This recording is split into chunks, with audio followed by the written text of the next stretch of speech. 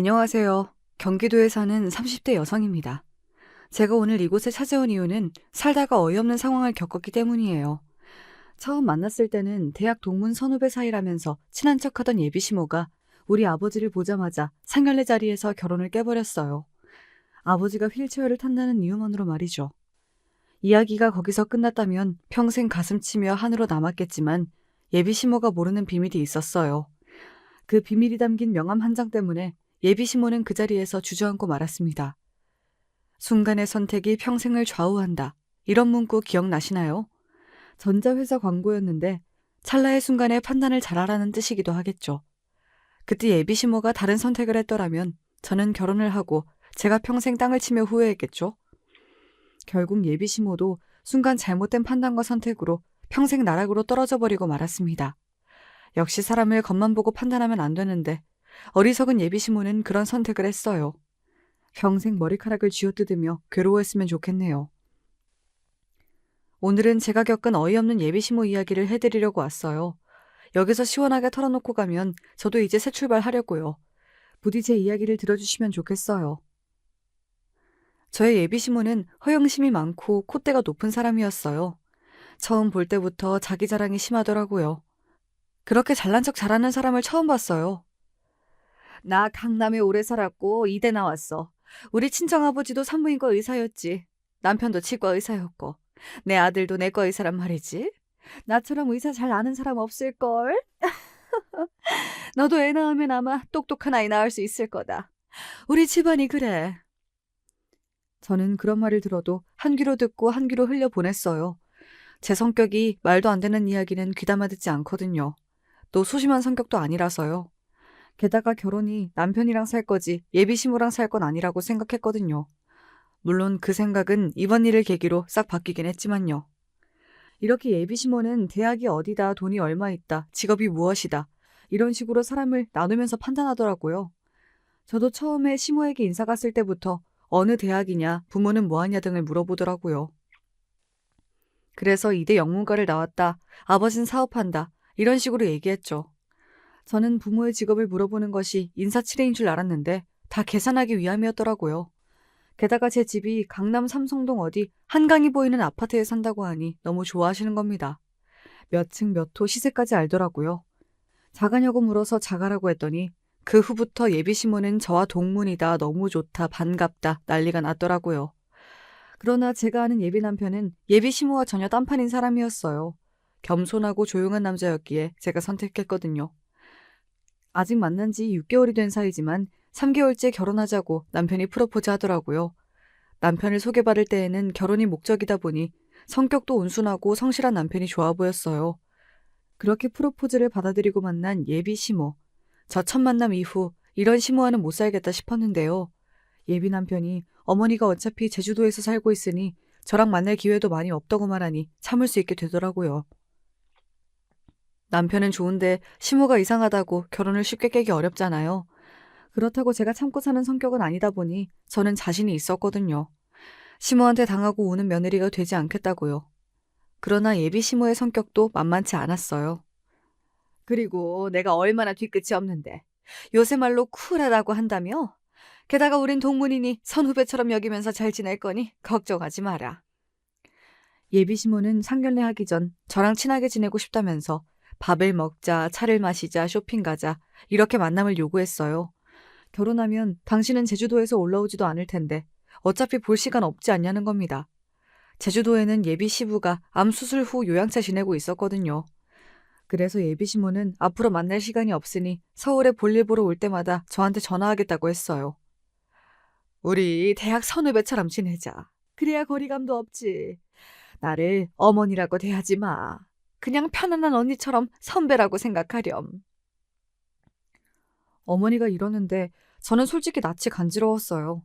한두 살 많은 것도 아니고 수십 년 차이가 나는데 선후배라뇨. 그래서 선을 긋는 말을 할 수밖에 없었는데요. 어머니, 누가 그러는데 며느리는 딸이 될 수 없대요.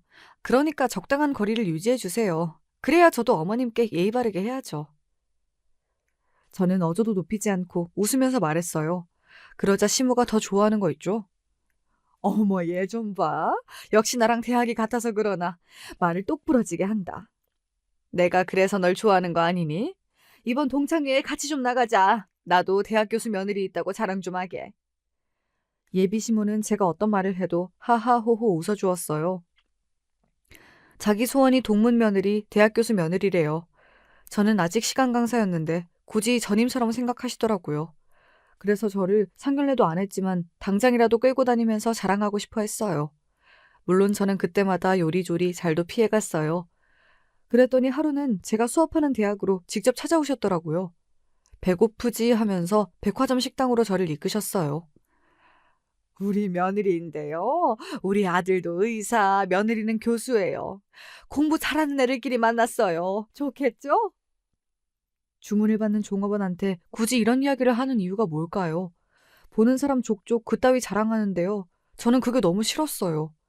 우리 집이 가난한 것도 아니고요. 나름 좋은 환경이니 공부를 자연스럽게 했어요.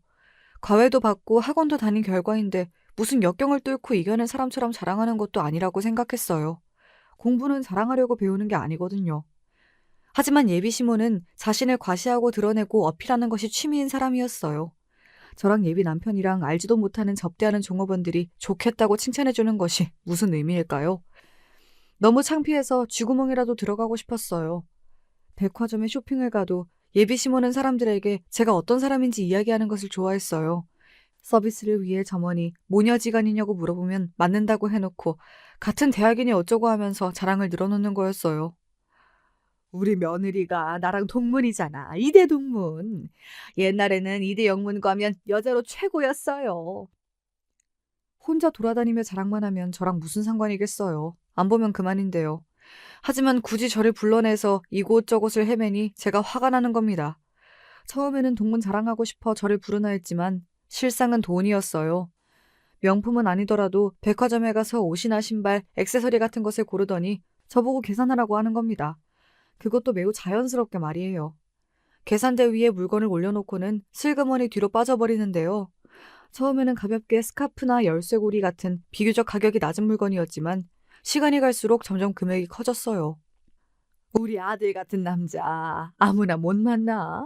의사 사모 아무나 되나? 요새는 의사 되는 것도 돈 많이 들어. 나 정말 힘들게 키워서 너 주는 거다. 이 정도는 네가 감수해야 해. 예비 시모는 의사가 무슨 재벌이나 되는 것처럼 거드름 피우더라고요. 얘 정원아, 이건 어떠니? 저건 괜찮아? 이러면서 옷을 잔뜩 고르는 걸 있죠. 그래놓고 계산대에 가서는 뒤에 있는 예비 며느리가 계산할 거라고 큰 소리로 이야기했어요. 제가 어느 대학에서 강의한다는 것도 말하면서요. 제 신상이 그렇게 노출되는데 계산 못하겠어요. 이런 말이 입 밖으로 나오지 않더라고요. 나 후배하고 이렇게 쇼핑하는 거 너무 소원했거든. 너무 좋구나, 정원아.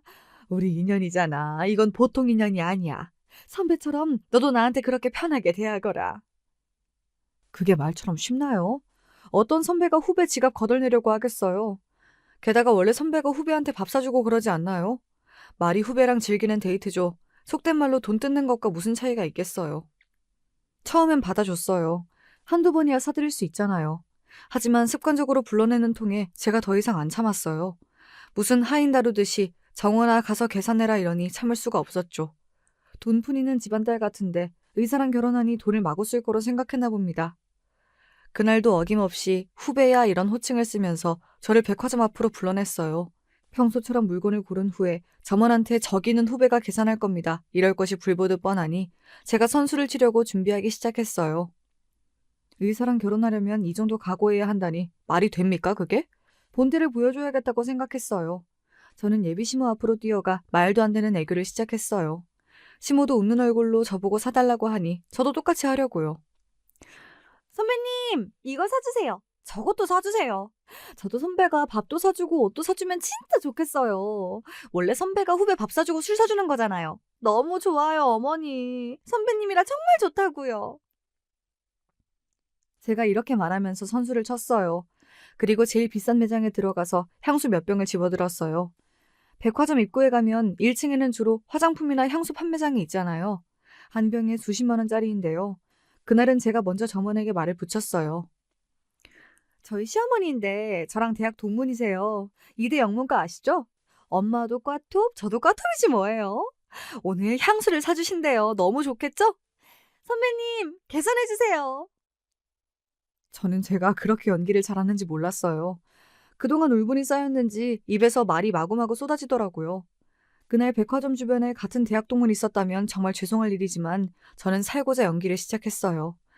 여기서 예비 시모의 길을 꺾어내지 못하면 결혼 생활 내내 괴로울 것이 뻔했거든요. 게다가 꽈톱은 거짓말이었어요. 하늘 높이 띄워드려야 지갑을 꺼내들 것만 같았거든요. 게다가 점원이 제 뜻을 알아들었는지 어머 꽈톱 하면서 대단하시다 멋지다 막 칭찬하는 게 아니겠어요. 그랬더니 마지못해 예비 시모가 카드를 꺼내더군요. 처음에는 당황했지만 제가 왜 이렇게 행동하는지 알았는지 비릿한 미소를 짓더라고요. 제가 고분고분한 줄 알았는데 자기랑 같이 행동하니까 어이가 없고 화가 났을 거예요. 하지만 저도 멈추지 않았어요. 칼을 꺼냈으면 끝까지 잘라야 다신 이런 일이 없을 테니까요. 선배님, 오늘은 제가 안심 스테이크를 먹고 싶어요. 사주실 거죠? 원래 선배가 후배 사랑해주잖아요. 선배님 최고! 고층에 가면 양식당 있어요. 제가 사람들 다 들으라고 소리를 고래고래 질렀거든요. 선배, 선배 하면서 말이죠. 양식당 가서도 제가 일부러 주방장을 불렀어요. 스테이크 맛있다고 하면서 주방장을 치켜 세운 뒤 예비시모를 소개했죠. 이분이 예비시모인데 대학 선배다. 그래서 오늘 밥은 산다. 등등. 광고를 대대적으로 해버렸어요. 아마 양식당 사람들 모두 예비시모가 밥을 사는 걸 알 정도로 말이죠. 아마 그날 예비시모 100만 원 가까이 돈을 썼을 거예요. 물론 제가 해드린 비용의 10분의 1밖에 안 되지만 너무 속 시원한 거 있죠? 그 후에 집 돌아가기 전에 예비시모가 저에게 한마디를 던졌습니다. 정원아, 사람들 앞에서 너무 선배 선배 그러는 거 보기 안 좋구나. 우리 자제하도록 하자. 헤어질 때 이렇게 이야기하는 걸 있죠? 역시 거울 치료가 정신개조에는 중요한 건가요? 저는 또 헤헤 웃으며 다시 한번 쐐기를 받았어요. 네, 어머님이 그동안 저 데리고 다니면서 그러시길래 너무 좋아 보여서 저도 따라했거든요? 하지 말까요? 보기 안 좋으세요? 알겠어요. 선후배 사이 참 좋았는데 아쉽네요. 제가 그렇게 말하자 예비시모 표정이 일그러지더라고요. 가관도 아니었어요. 역시 어머니 이러지 마세요. 아니요, 그건 싫어요. 이런 말보다 행동으로 보여주는 것이 효과가 좋았어요. 그 전에는 일주일에 한두 번 정도 올라와 저에게 전화했는데 그 후에는 제주도에서 잘 올라오지 않으셨어요. 아마 계속 시모의 이상한 행동이 있었다면 결혼 안 하겠다 제가 발표했을 텐데요. 예비 남편에게 이야기하려고 했지만 선뜻 입 밖으로 말이 안 나오더라고요. 너희 엄마 이상해 이런 소리가 쉽게 안 나왔어요. 그래서 남편을 소개해준 외삼촌을 찾아갔어요. 삼촌, 예비 시모 이상해. 전원생활에서 서울로 안 올라올 줄 알았는데 맨날 올라와서 선배니 후배니 맨날 학연에 집착한다니까? 요샌 안 오시지만 언제 들이닥칠지 몰라. 이렇게 외삼촌한테 제가 따지면 속이라도 조금 시원해졌어요. 도대체 왜 이상한 예비 시모가 있는 남자를 소개했냐고요. 솔직히 어떻게 알겠어요. 시모가 어떤 인물이라는 걸요. 그래도 괜히 원망이라도 해야 속이 시원했어요. 외삼촌은 남편의 지도 교수예요. 외삼촌은 남편이 착실하고 예의 바르고 단정해서 조카의 짝으로 괜찮겠다 싶어 저를 소개해 주었어요. 외삼촌은 이혼남이고 아직 자식이 없었거든요. 특히 외삼촌과 저는 예전부터 우리 집에서 함께 살아서 그런지 더 잘 통하거든요. 엄마가 돌아가신 후에도 외삼촌은 계속 우리 집에 있었어요. 엄마가 죽고 나자 제 나이가 고작 15살이라 외삼촌도 선뜻 누나가 없다고 우리 집을 나가진 못했어요. 사춘기에다 엄마 잃은 슬픔이 있으니 얼마나 힘이 들었겠어요. 그렇게 제 마음을 잘 다독이게 도와준 것도 외삼촌이었거든요. 제가 대학을 졸업할 때쯤 외삼촌은 결혼하게 되었는데 2년 만에 결혼 생활에 마침표를 찍고 이혼남이 되어버렸어요. 남편을 소개할 당시 저희 아버지가 외손주 보는 게 소원이라고 하니 삼촌이 신랑감을 물색했어요. 솔직히 우석이만 좋으면 됐지. 나머지는 나도 모르지. 설마 시무가 같이 살자고 하겠어? 우석이도 자기 엄마랑 같이 안 산다고 했는데? 그건 확실해. 자기 엄마 감당 아무도 못한다고 절대로 같이 안 산다고 했어. 뭐? 그 사람도 자기 엄마 이상한 걸 알고 있네? 무섭다, 무서워. 그럼 이 결혼 해야 해, 안 해야 해? 우석이는 좋잖아, 아니야? 솔직히 아직 너희 아버지가 누군지 말을 안 해서 그렇지. 나는 문제 없다고 생각해. 우석이는 진짜 내가 보증해. 설마 이상한 남자를 하나뿐인 조카에게 소개하겠니? 하늘에 있는 누나 무슨 낯짝으로 보려고? 하긴 삼촌 말도 맞았어요. 앞으로 남편도 바쁘고 저도 바빠지니 만날 일도 없다고 생각했는데요. 하지만 예비 시모는 이미 반격을 준비하고 있더라고요. 갑자기 저한테 전화가 왔어요. 서울인데 당장 만나야겠다면서요. 급한 일이라고 했어요. 저는 예감이 이상해서 예비 남편에게 이야기하고 같이 가자고 했지만 하필 급한 수술이 잡혀서 늦게 온다는 거예요. 저는 청심환까지 먹고 시모를 만났어요. 사람이 감이란 것이 있잖아요. 뭔가 기분이 나빠지기 시작했어요. 아니나 다를까요? 예비 남편이 근무하는 병원 근처 카페에서 만났는데요. 예비 시모는 이상한 말을 하기 시작했어요.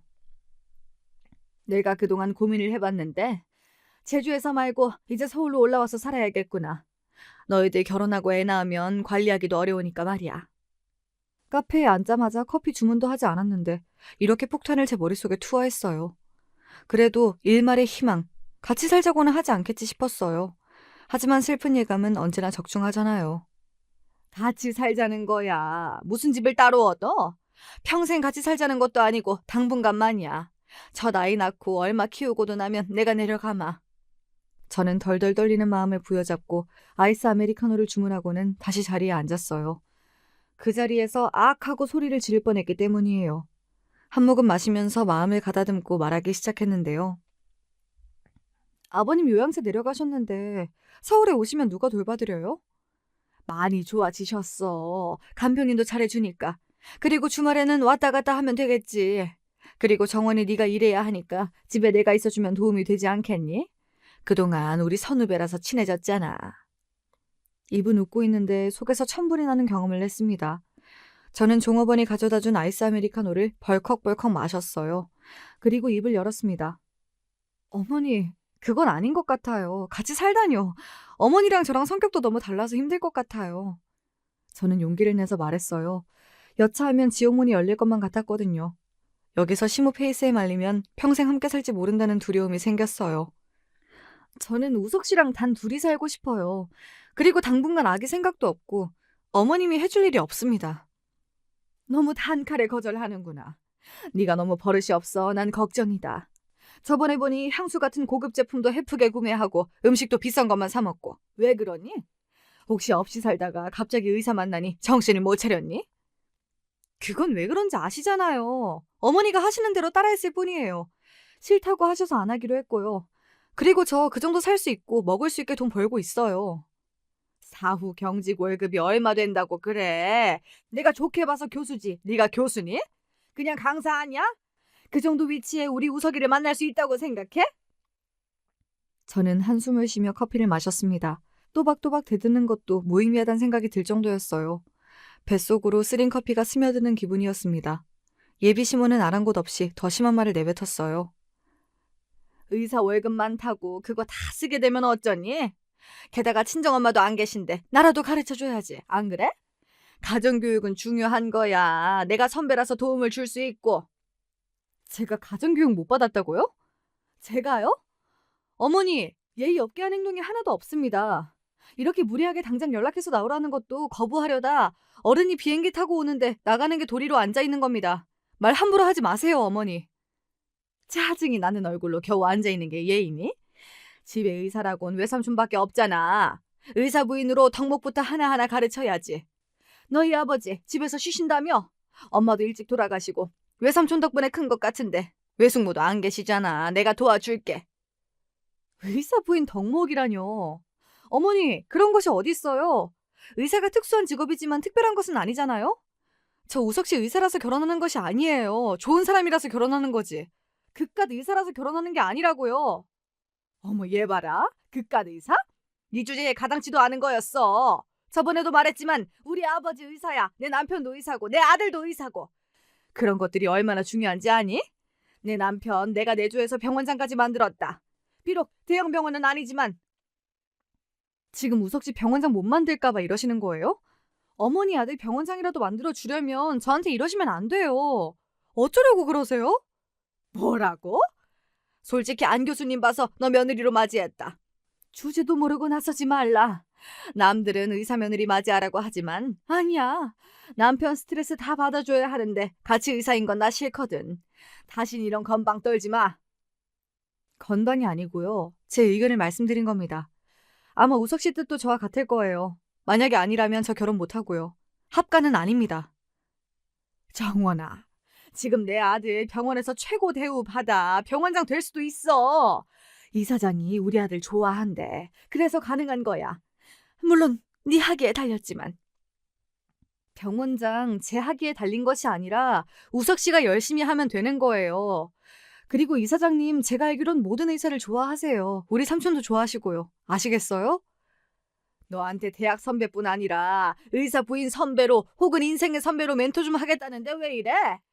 그러니까 같이 살 거야. 그렇게 알고 혼수 준비해. 그때였어요. 예비 남편이 들어오더니 한 번도 못 본 무서운 얼굴로 예비 시모를 노려보는 거였어요.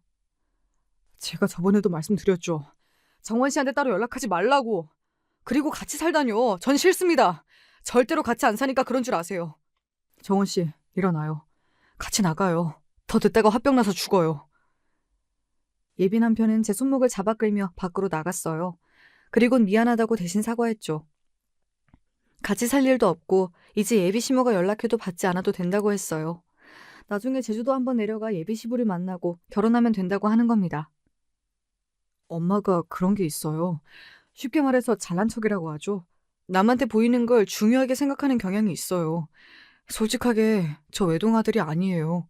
형이 하나 있었는데 뇌성마비였거든요. 17년 살다가 죽은 형이었어요. 근데 엄마는 그것도 없던 일처럼 행동하더라고요. 뇌성마비 아들을 키우면서 모자란 아이를 낳았다며 예비 시모가 구박을 많이 받았다고 하더라고요. 저는 의사 집안에서 뇌성마비가 유전보다는 환경적 요인이 더 많은 걸 몰랐냐고 반문했더니 예비 남편이 눈을 동그랗게 뜨는 겁니다. 의사 집안이요? 엄마가 그래요? 외할아버지랑 할아버지 다 농사 지으셨는데요. 진짜 엄마가 그랬어요? 만날 때마다 의사 집안이라고 하셨는데 아니에요? 아버지는 치과 의사셨지만 나중에는 책방 운영하셨어요. 하긴 치과 운영하셨으니 병원장은 맞나? 아무튼 엄마가 정원 씨한테 많이 밀렸는데요. 불리하니 거짓말했나 봐요. 예비 남편은 엄마는 자기가 이제 막아줄 테니 너무 걱정하지 말라고 하더군요. 시모가 그렇게 다급하게 올라와 서울에 같이 살자고 어필한 것은 제 기선을 제압하기 위해 떠든 말 같았어요.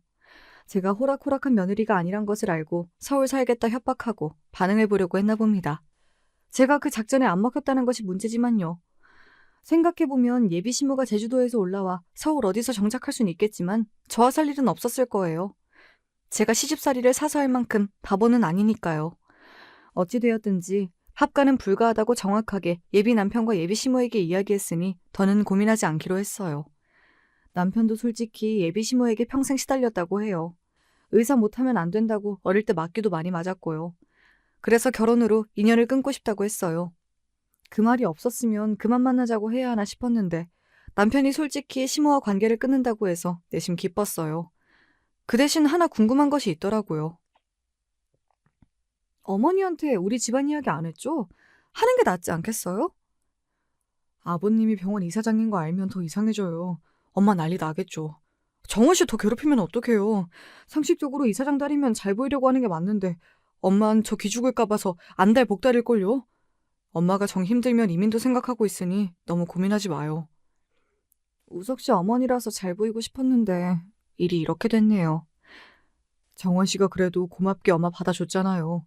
엄마는 제가 의사가 된 것이 너무 자랑스러워하는데 문제예요. 적당히 하면 좋은데 장인어른 소개는 상견례 때 자연스럽게 하죠. 예비 남편의 뜻이 예비 시모에게 전해진 탓일까요? 몇 주간은 정말 잠잠했어요. 합가 이야기도 물 건너갔고요. 그렇게 시간이 지나니 상견례를 할 차례가 되었어요. 이럴 때는 죽은 엄마가 더 생각났어요. 같이 있으면 얼마나 좋을까 하고 말이에요. 저는 예비 시모의 말대로 엄마가 일찍 돌아가셨죠. 외삼촌도 자기를 아들처럼 키운 엄마가 죽자 서럽게 울었습니다. 그 후에 저는 삼촌이랑 아버지, 저랑 함께 살기 시작했어요. 저는 엄마 잃은 불행 다음에는 더 심한 것들이 오지 않겠다 싶었지만 산 넘어 산이라고 아버지가 몇 해 전 교통사고를 당해서 하반신이 마비되어 불구가 되셨어요. 그 당시 50 초반이었는데 갑자기 그런 일을 당해 충격이 컸어요. 불행이 자신을 덮친다는 생각이 들었다고 해요. 그때부터 다시 경영 공부도 시작하셨어요. 겉으로 보기엔 저희 아버지가 장애인인 것 같아도 병원 이사장입니다. 전직 의사셨고요.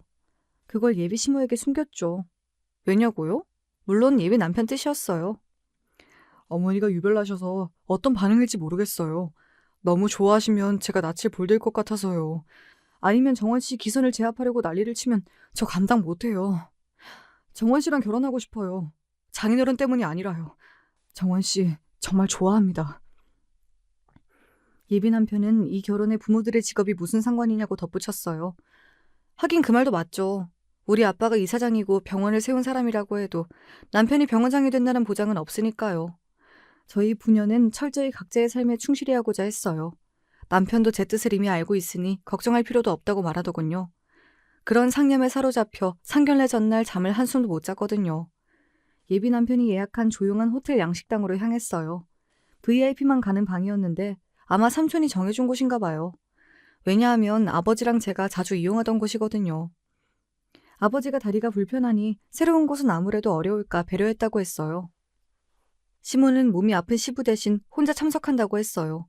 그래서 나중에 제주도로 한번 방문하기로 했고요. 예비 시모는 저한테 아직 감정이 남아있는지 째려보시더라고요. 하긴 같이 안 살겠다고 했으니 그럴 수 있겠다며 이해하려고 했지만 그 이후 시모의 행동으로 상견례는 아수라장이 되고 말았습니다. 그날따라 도로 사정이 좋지 못해서 차가 막혔어요. 예비 남편과 예비 시모는 먼저 상견례장에 도착했어요. 외삼촌도 도착했다고 문자가 왔지만 저와 아버진 그제야 호텔 주차장을 들어섰어요.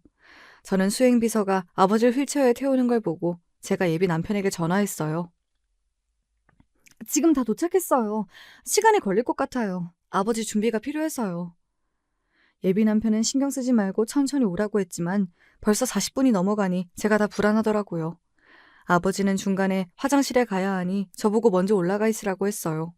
비서에게 아버지를 맡기고 전 양식당 예약룸으로 제가 먼저 들어갔어요. 예비 시모는 웃지도 않고 창문을 응시하고 있더라고요. 죄송해요, 어머니. 너무 늦었죠. 사고가 나서 도로가 꽉 막히더라고요. 여기 다 바쁜 의사 모셔놓고 늦는 것이 말이 되니? 미리 와서 준비하면 좋잖아. 시모는 외삼촌이 있거나 말거나 싫은 소리를 쏟아냈어요. 지배인이 들어와 주문하려는데 저를 보고 오셨어요 하고 인사를 하는 겁니다. 그걸 시모가 도끼 눈으로 째려보더군요. 이런데 자주 오니? 돈을 그렇게 물쓰듯 쓰면 어떡해. 그래서 같이 살자고 한 건데. 어머니 그만하세요. 저랑 약속하고 오셨잖아요. 정원 씨 삼촌도 계시는데 왜 그러세요? 여기 제가 예약하라고 박 선생에게 이야기했습니다. 정원이랑 매형이랑 자주 오던 곳이라. 그렇게 안 비싸요, 사돈 어르신. 네, 저번에 보니 새아가 씀씀이가 해프더라고요. 그래서 드리는 말씀입니다. 제가 이래 보여도 의사 집안 사람이에요. 의사 부인이 돈을 많이 쓰면 구설에 오르더라고요. 우리 며느리는 절제가 필요한 법이에요. 어머니 그만하세요. 오늘 아무 말도 하지 않기로 저와 약속했잖아요. 아니면 저 먼저 일어납니다. 예비 남편이 탁자에 있는 시모 손을 꽉 잡았습니다. 그만하라는 뜻일 텐데요. 그러자 시모가 입을 닫고 말더군요. 그때 똑똑 소리가 들렸어요. 저는 일어나 문을 열었습니다. 비서가 휠체어를 밀고 들어왔어요. 안녕하세요. 정원이 아비 되는 사람입니다. 제가 몸이 이렇게 불편해서 늦게 왔습니다. 예비 남편은 벌떡 일어나 비서 대신 휠체어를 밀어 제 옆자리에 고정해 주었어요. 시모는 인사도 없이 그 모습을 빤히 바라보고 있는 게 아니겠어요? 어머님, 저희 아버지세요. 아버지, 우석 씨 어머님이세요. 네, 안녕하세요. 정원의 아비입니다. 아버지가 인사를 2번 해도 예비 시모는 그저 아버지를 바라보고만 있었어요. 예비 남편이 엄마 인사하세요 이렇게 말해도 묵묵 답답이더니 갑자기 일어나 탁차를 툭 하고 치는 게 아니겠어요? 내가 이럴 줄 알았어요. 안 교수님, 너무하신 거 아니에요? 이 결혼 안 되겠어요. 며느리 될 나이가 마음에 들지도 않는데 이런 병신 집안하고는 결혼 못해요. 어머니! 그게 무슨 말씀이에요? 무슨 집안이요? 예비 남편은 얼굴이 사색이 되어 하얗게 변하고 말았습니다. 그리고 제발 그만하면서 울먹이기까지 했어요.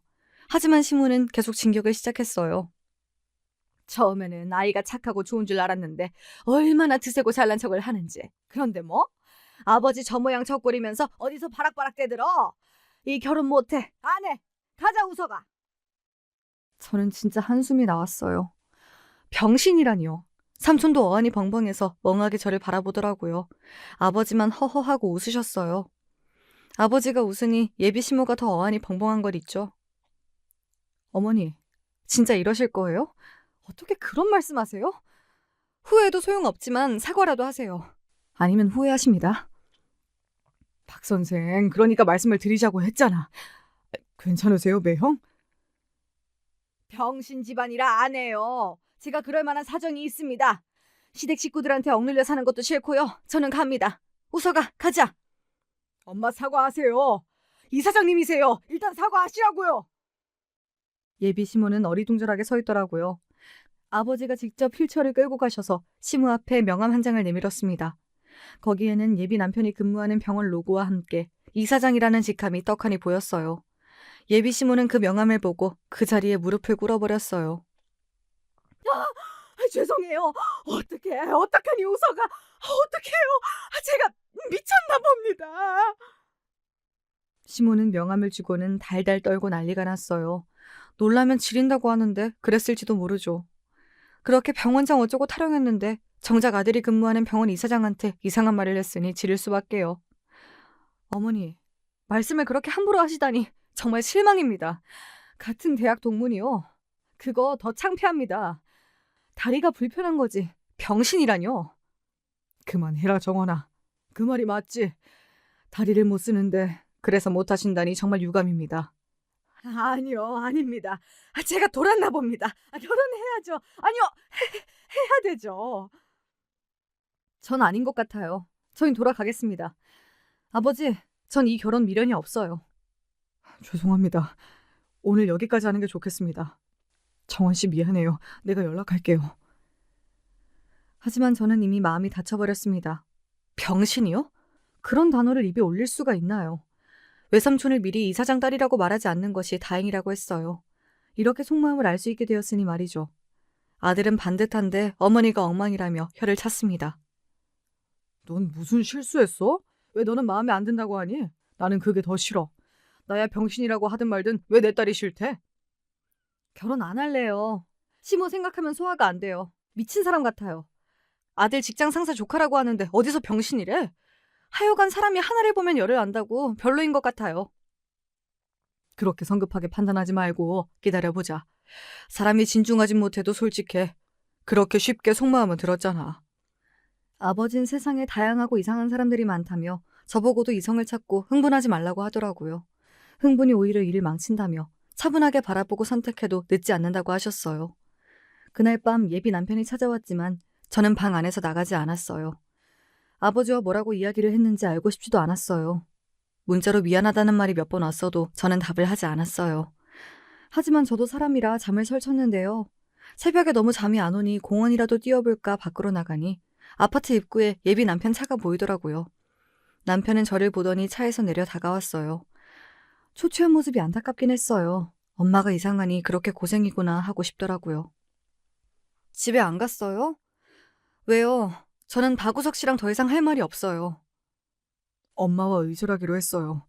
엄마 더 이상 정원 씨 앞에 오지 않을 거니 넓은 마음으로 이해를 해주면 좋겠어요. 우리 결혼하는데 엄마는 없을 거예요, 이제. 결혼이요? 전 생각 더 해봐야 될 것 같아요. 진행되겠어요? 그나저나 아버지는 뭐라고 하세요? 아버지가 이해한다고 하세요? 네. 엄마가 오셔서 사과라도 할까요? 하니 됐다고 하시네요. 정원 씨가 받아주시면 결혼은 할 수 있다고 하셨어요. 박우석 씨, 생각 좀 해볼게요. 일단 돌아가세요. 오늘 업무 지장 있잖아요. 저는 겨우 예비 남편을 달래서 돌려보냈어요. 하긴 병원 이사장 딸이라서 그런 건가요? 예비 남편은 저를 붙잡고 싶었던 모양이에요. 그런데 왜 제 아버지가 이사장인 것을 이야기하는 것을 꺼렸는지 생각해봤어요. 예비 시모 성격이면 좋다고 했을 건데. 휠체어 아니라 진짜 아버지가 몸에 문제가 있어도 받아줄 것 같았거든요. 물론 시모였다면 병원에 골백번도 더 왔을 거예요. 소문이 무서웠다니 왜 그럴까 의문에 답이 풀리지 않았어요. 병원에 소문이 나도 나쁜 소문도 아닌데 지장이 없어 보였거든요. 이런 의문이 풀리기도 전에 예비 시모는 너무 뻔뻔하게 저에게 전화하는 겁니다. 안 받으니 학교로 전화하고 또 찾아왔어요. 저는 전화도 차단하고 말았는데요. 어느 날 수업을 끝내고 집에 가려는데 조교가 헐레벌떡 뛰어와 학과장이 저를 찾는다고 말했어요. 학과장 방에 가보니 이미 학과장과 예비 시모가 환하게 웃고 있었어요. 제가 왜 모교 학교의 전임 강사가 되었을까요? 학과장이 예비 시모 동문이라고 했습니다. 예비 시모는 인사차 왔다며 일어나더라고요. 거기서 싫다고 할 수도 없고 어쩔 수 없이 예비 시모를 데리고 그 방을 나오게 되었죠. 캠퍼스 한쪽 벤치에 앉아서 이야기하자며 예비 시모가 저를 데리고 갔어요. 여기서 싫다고 뿌리쳐봤자 보는 눈이 많으니 오히려 이상해지겠다 싶었어요. 미안하다, 정원아. 한 번만 이해 좀 해줘라. 나 아들 중에 뇌성마비가 있었어. 그래서 신체적으로 이상이 있으면 그렇게 반응이 나와. 그때 나도 제정신이 아니었어. 우석 씨가 어머니랑 의절한다는데 아직 안 했나 보죠? 저는 결혼도 생각해보기로 했어요. 그러니 사람들한테 예비 시모라고 소개하지 마세요. 결혼 안 할 수도 있잖아요. 아버님에게 사과는 드리고 의절해도 해야지. 그게 네가 원하는 거면 다신 안 찾아올게. 우리 우석이 제발 버리지 마라. 지금도 매일 괴로워하고 있어. 사과하고 의절하세요. 그리고 다신 학교에서 저를 찾으시면 안 됩니다. 결혼은 좀 더 고민해볼게요. 그럼 조심히 가세요. 저는 할 말만 하고 돌아서 버렸어요. 어떻게 뻔뻔하게 찾아올 수가 있나요? 아버지 앞에서 무릎을 꿇고 사과하고 용서 빌었다고 하지만요. 아버지는 이해하고 용서해도 저는 그렇게 쉽게 되질 않았어요. 아무리 자기 아들이 뇌성마비였다고 내 아버지를 병신이라고 할 필요는 없잖아요. 아무리 생각해도 예비 시모도 이해되지 않았어요. 사람이 기본적으로 다른 사람을 무시하면 나올 수 있는 말 아닌가요? 게다가 예비 시모는 내 앞에서 하는 말과 뒤에서 하는 행동이 달랐어요. 제 앞에서 용서를 빈다고 했지만 돌아서서는 이사장 딸과 결혼한다고 소문내고 있었어요. 그래야 제가 사람 눈이 무서워 결혼이라도 할 줄 알았나 봅니다. 하지만 그건 자기 생각일 뿐이고요. 사람들 눈 안 무서워하는 사람도 있습니다. 바로 저예요. 남들 보는 것이 무슨 상관이라고 자기 인생을 함부로 굴리겠어요. 예비 시모의 이런 태도가 오히려 결혼하기 싫은 이유였어요. 우석 씨, 우리 원점으로 돌아가죠. 결혼이 아무리 우리끼리 한다고 해도 무리예요. 의절이 되겠어요? 천륜인데요? 그리고 제가 보기엔 어머니 의절 못해요. 벌써 병원에 자기가 이사장들 시모라고 하고 경비실을 통과했다는데 사과도 하기 전에 그게 말이 돼요? 예비 신랑 말대로 병원의 소문이 삽시간에 퍼졌어요. 예비 시모는 동창들 모이는 카톡방에서 벌써 자기 아들 병원 이사장 딸하고 결혼한다고 이야기했대요.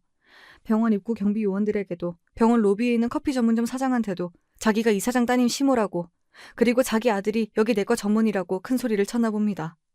아버지를 어떻게 구워 삶았는지 용서라는 단어가 나왔어요. 시모가 일주일 내내 가서 손이 발이 되도록 빌었다고 해요. 아버지가 이해하겠다고 하는 이야기가 무슨 뉴스라고 신이 나서 저한테 예비 남편이 전하는 거 있죠. 아버님도 용서해 주신다고 했어요. 오늘 어머니가 벌써 5번째 방문해서 무릎이 닳도록 비셨어요. 형이 뇌성마비라 트라우마가 있어서 그랬다고 이해도 하시고요. 이제 정원 씨만 이해해주면 좋겠어요. 엄마는 의절해요. 그건 진짜예요. 믿어주세요. 모르겠어요. 더 이상 아무런 생각이 들지 않아요. 결혼하고 싶지 않아졌어요. 좀 더 생각을 해볼게요. 전화하거나 찾아오지 마세요. 그렇게 저랑 결혼하고 싶은 예비 남편도 필사적이었어요. 물론 예비 남편 마음을 모르는 것은 아니에요. 이사장 딸과 이대로 헤어지긴 싫을 수도 있잖아요. 아버지는 이미 소문이 날대로 났는데 결혼 물을 수 있냐고 하셨고요. 예비 시모는 찾아오진 않더라고요. 이미 의절해서 다신 안 본다는 서약서를 예비 남편이 써왔다고 하더라고요. 솔직히 우석 씨 좋은 사람 같았어요. 실력 있는 의사고 허우대가 멀쩡했으며 주변 평판도 좋아요. 그래서 6개월 만난 사이며 결혼까지 염두에 두었는데요. 왜 찝찝한 기분이 드는 걸까요? 그 이유가 며칠 후에 밝혀졌어요. 아, 진짜 그 부모의 그 자식이 맞는 건가요? 거짓말을 밥 먹듯이 하는 것이 두 모자가 거의 똑같다는 생각이 들었습니다. 그날은 기말고사를 앞두고 집에서 시험 문제를 고르고 있던 일요일 오후였어요. 그때 외삼촌으로부터 전화가 왔습니다. 아버지 몰래 잠깐 나올 수 있냐는 겁니다. 아버지 몰래? 그런 말은 외삼촌이 지금까지 해본 적이 없는 말이었어요. 외삼촌이 만나자는 장소에 도착했어요. 중국집 예약된 방으로 가니 어떤 여자가 삼촌이랑 함께 앉아있는 게 아니겠어요? 처음에는 삼촌의 여자인가 싶었는데요. 그러기엔 여자가 너무 어렸어요. 20살 초반으로 보였거든요. 아버지 몰래 왜 나오라는 거예요? 그리고 이 여자분은 누구예요? 삼촌이 대답도 하기 전에 갑자기 등줄기에 땀이 하나 씩 지나갔어요. 이래서 여자의 감이 무서운 건가요? 그 여자가 누구인지 왜 저를 찾아왔는지 감이 슬슬 오기 시작했어요. 여러분도 감이 오시죠? 정말 예비 남편이랑 사귀고 있던 여자라는 겁니다. 임신 8개월이라고 하던데 저는 헛웃음이 나오더라고요. 미안하다 정원아. 10길 물속은 알아도 1길 사람 속은 모른다더니 진짜 미안해. 이 친구 우리 병원 간호사였는데 임신이래. 박 선생 아이란다. 그래도 임신은 너 만나기 전에 한 거더라고. 저는 말 없이 그 여자를 쳐다봤어요. 제가 못된 사람인가요? 갑자기 잘난 척하는 예비시모가 떠올랐어요. 간호대학원이나 나온 여자도 아니고 간호조무사라는데 나이도 20대 초반. 여자는 아예 작정하고 덤빈 스타일로 보였지만 울고 있더라고요. 이 여자를 보면 우리 선배님은 어떤 표정을 지을까가 오히려 궁금했어요. 별것도 아닌데 왜 불러요, 삼촌. 저 그 사람이랑 결혼 안 해요. 그날 상견례 자리에서 결정한 것 바뀐 것 없어요. 아버지도 제 뜻대로 했다고 하고요. 이래서 소문내는 게 싫었구나. 저 갈게요. 알아서 잘 정리하세요. 그날 밤 정말 잠이 잘 오더라고요. 그동안 결혼을 해야 하나 진짜 좋은 사람인가 아닌가 이런 의심이 있었는데요. 역시 그런 마음이 들 때면 결혼하면 안 되는 것 같아요. 저는 아버지에게 결혼을 안 하겠다고 말했고 찾아온 예비 남편에게도 전화로 쐐기를 박았어요. 이미 예비 남편은 외삼촌에게서 많이 맞은 상태였거든요. 박우석 씨, 결혼 안 합니다. 안녕히 계세요. 이제 전화 차단합니다. 저는 이 말만 하고 전화를 끊어버렸어요. 정말 자유였죠. 곧 방학이 다가왔고 저는 다음 학기에 지방대학 전임교수로 발령받았는데요. 저는 아무도 모르게 아예 집으로 옮겨버렸어요. 예비 남편은 매일 아파트 앞에서 진을 치고 있다가 경찰에 의해 쫓겨났다고 했어요. 그 후 외삼촌 말로는 아무도 모르게 예비 신랑의 병원을 그만두었다고 했어요. 그리고 서울 어디서 개업했다는 말이 떠돌고 있었죠. 그 여자랑 비밀로 결혼까지 했다는데 저는 아무 신경이 쓰이지 않았어요. 그러거나 말거나 말이죠. 그 후에는 소식을 몰랐는데요. 시무는 총동창회에서 자취를 감췄다고 합니다. 이사장 딸과 결혼 앞두고 배부른 간호조무사가 나타났으니 무슨 삼류 드라마에서나 나올 소재잖아요. 하지만 현실은 이사장 딸은 그런 의사와 결혼하지 않거든요. 그런데 말이죠. 예비 남편에 대해서 미련이 없는데 가끔 예비 시모가 생각났어요. 너무 싫어해서 그런 건가요? 자동차 고장으로 그날따라 터미널을 이용해 학교 통학을 했는데요. 시간이 남아서 터미널 아래 상가에 쇼핑하러 갔습니다. 가볍게 입을 면티를 사려고요. 근데 거기서 그 예비 시모를 딱 마주쳤어요. 서로 말은 안 했지만 알아보긴 했거든요. 시모는 아이를 안고 있었어요. 그 옆에는 시모와 비슷한 나이의 사람이 있었고요. 아기용품을 사러 왔는지 아무튼 한 보따리 들고 제 옆을 지나쳐갔어요. 백화점에서 당당하게 저한테 후배 선배하던 시모가 아니었어요. 외삼촌 말로는 그 여자가 애만 낳고 도망갔다고 해요. 예비 시모를 보고 식겁을 한 모양이에요. 그래서 그 예비 시모가 병든 남편의 아이 그리고 자기 아들까지 건사하느라 폭삭 늙었다고 했어요. 그니까 왜 병신이라고 해서 이 사단을 만들긴. 그 말을 했으니 다행인 거지. 그 아이 나중에 업고 찾아와봐, 병원으로. 아님 식장으로. 생각만 해도 소름이 돋는다. 하도 결혼하라고 하니 해볼까 하고 소개받은 내가 바보지. 그 간호조무사가 2억 뜯어갔다는데 아주 박 선생 선볼 때마다 와서 난리를 치나 봐. 너랑은 사귀는 줄 몰랐대. 아무튼 매형 귀에 안 들어가서 다행이지. 아님 나 죽었다. 그때도 그런 시댁자리에 너 시집 보낸다고 나 진짜 귀에 피가 나도록 잔소리 들었거든. 그동안 모아둔 재산 남편 병원비로 날려 여자한테 돈 뜯겨 애 키워야 해. 아마 시모는 똥줄이 타겠죠. 알아서 혼이 나니 전 미움도 없더라고요. 사람이 마음을 잘 써야죠. 그리고 상황 판단을 잘해야 할 것 같아요. 요새는 연애도 시작했는데요. 이번에는 남자 어머니 먼저 만나보려고요. 자라보고 놀란 가슴 소뚜껑 보고 놀란다고 하잖아요. 지금까지 제 이야기 들어주셔서 감사해요.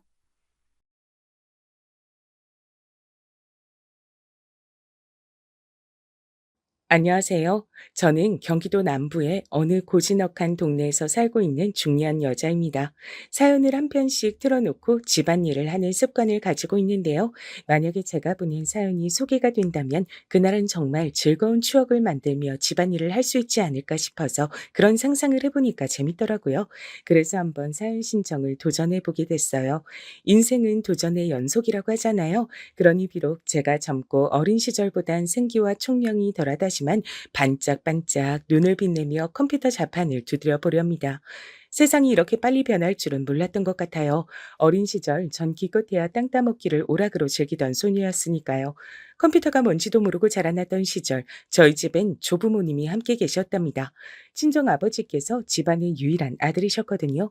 고모만 셋이었고요. 제가 보기엔 고모들도 다 좋으시고 전부 효녀신데 조부모님께선 아들이 최고, 딸은 출가 외인이라고 하시면서 저희 친정 아버지를 가장 귀하게 여기시며 예뻐하셨습니다. 특히 친할머니께서 아들을 귀히 여기시는 것에 앞장을 서셨어요. 그래서 고모들을 향해선 곧잘 모진 말씀도 뱉으셨지만 친정 아버지에겐 순하게만 구셨고 저는 그런 모습을 봐오며 자라났습니다. 친정엄마께선 친할머니께 많이 시달리고 사셨어요. 우리 권영이가 어떤 아들인데? 우리 권영이가 얼마나 귀하고 대단한 아들인데 너는 시집을 오면서 고작 그런 거적대기나 들고 와? 차라리 뻔뻔스레 맨몸으로 시집을 오지 그랬니? 친정 부모님 두 분이 결혼하셨을 당시 친정 엄마께선 이불을 해오셨다고 해요. 다른 건 없었고 간신히 이불만 장만을 해오셨던 것은 외가의 형편이 좋지 못했기 때문이라고 합니다. 그래도 딸을 시집 보낸답시고 외할머니께서 많은 신경을 쓰시며 나름대로 이불을 좋은 것으로 해주셨는데 그 마음을 친정 엄마께선 익히 잘 알고 계셨기에 친할머니의 발언에 매번 큰 상처를 받으셨다고 해요. 엄마께는 소중한 이불인데 그걸 친할머니께선 걸핏하면 트집 잡으시며 거적대기라고 비하를 하셨으니까요.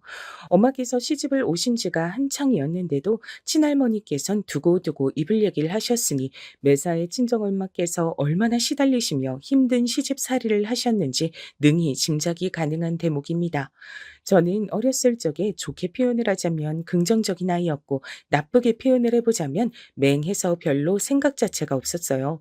그래서 친할머니께서 저를 향해 계집애가 뛰는 거 아니다라고 하신다든지 그런 핀잔을 주셔도 헬렐레 웃기나 할 뿐이었습니다. 친할머니께서 서열이 훨씬 위라서 친정 엄마께서 꼼짝을 못하고 당하고 사신다는 것 정도야 당연히 저도 본능적으로 알았지만요.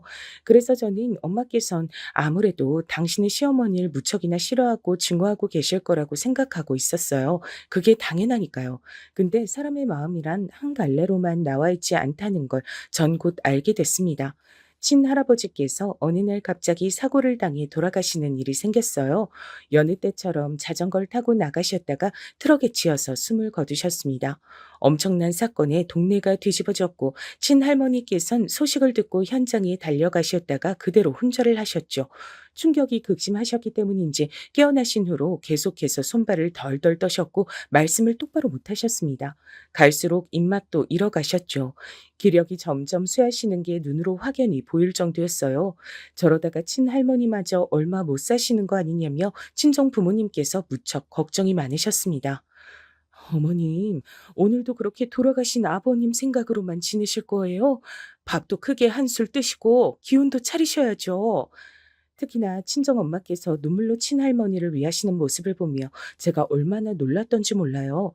그토록 오랜 세월 시달리셨으면서도 친할머니를 향해 조금도 잘됐다는 생각을 하지 않으시고 안타까움에 발을 동동 구르시는 친정엄마의 모습에 전 놀랐지만 친할머니께선 그것을 넘어서 감동을 받으신 듯 보였어요. 어느 날 엄마께서 식사를 차려 방으로 가져다 드렸을 때 친할머니께서 눈물을 조용히 흘리시는 모습을 봤거든요. 엄마를 바라보시는 눈빛에서 많은 감정들이 읽혔습니다. 엄마의 극진한 간호를 받으신 친할머니께선 조금씩 혀가 풀리셔서 다시 말씀을 똑바로 하실 수 있게 됐고 주변에선 며느리의 효심이 시어머니를 살린 거라고 떠들었습니다. 애미야, 나는 네 시아버지가 그렇게 떠난 이후 요새 왜 자꾸 옛날 생각이 나는지 모르겠다. 옛날이라면 언제요? 아버님하고 처음 만나셨을 때요? 그건 애저녁에 잊어버렸어. 근데 딸 자식들한테 해준 것 하나 없이 퉁명스레 키운 것이 생각이 나질 뭐니. 딸은 어차피 출가 외인이라 없는 형편의 공부를 아예 시킬 필요가 없다고 못을 일찍이 박았던 게 왜 자꾸만 생각이 나던지.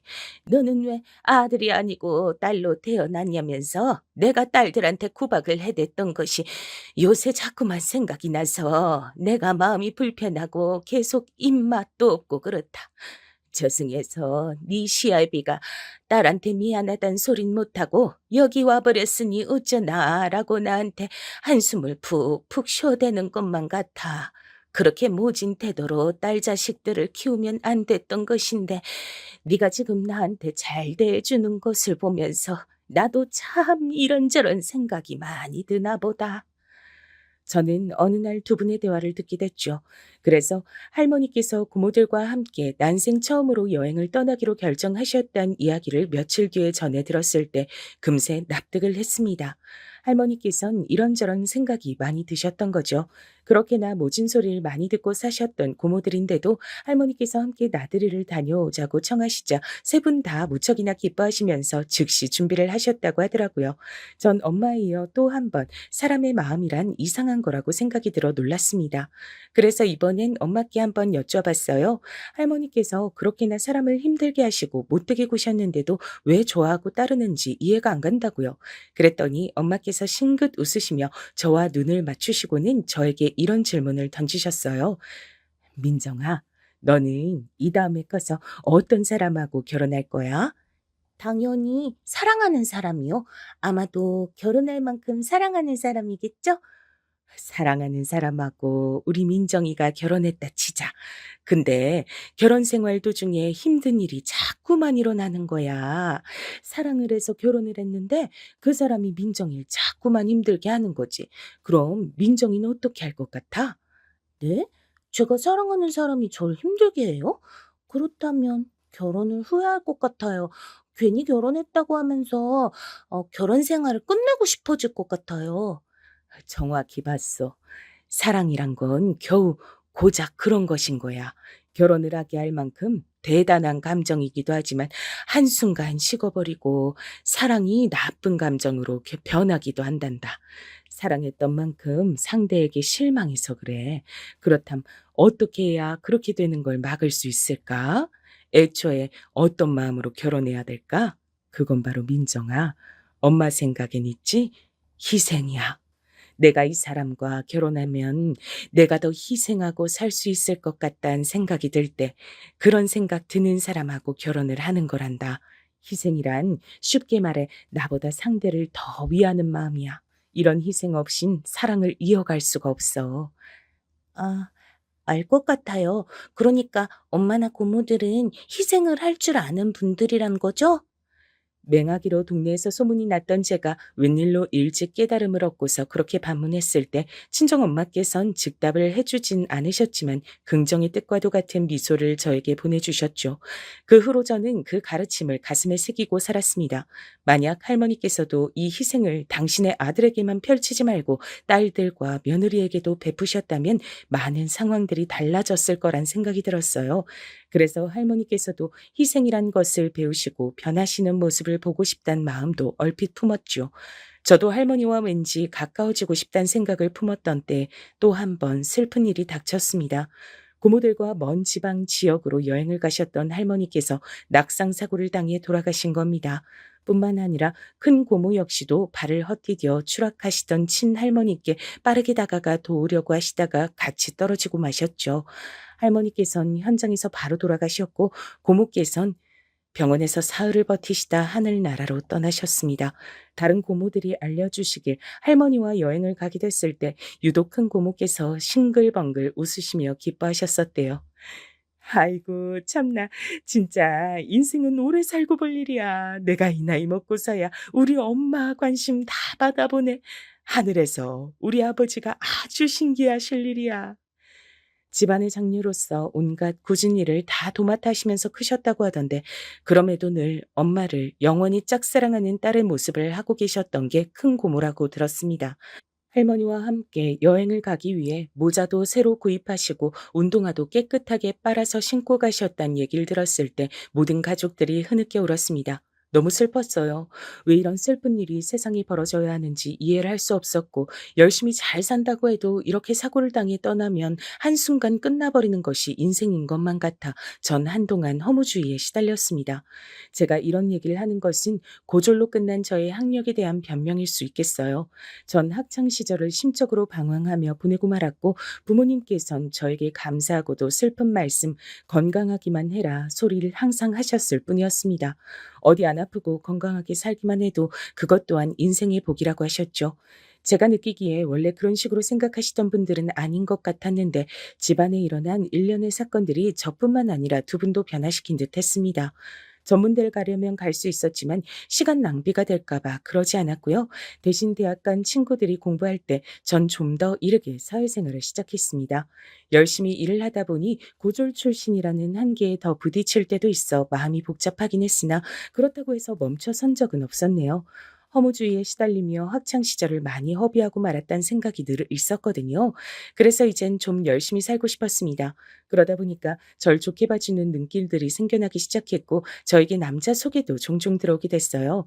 거절을 할 때도 있었고 궁금해서 만나볼 때도 있었습니다. 그러다 만나게 된 남자가 남편이었죠. 솔직히 밝히자면 전 처음부터 남편이 마음에 들었습니다.